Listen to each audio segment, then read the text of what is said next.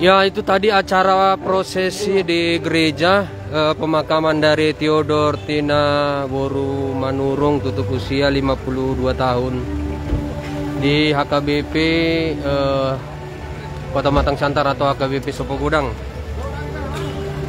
Theodor Tina Manurung adalah istri dari Pendeta Maurikson Silitonga atau Preses Distrik 5 Sumatera Timur.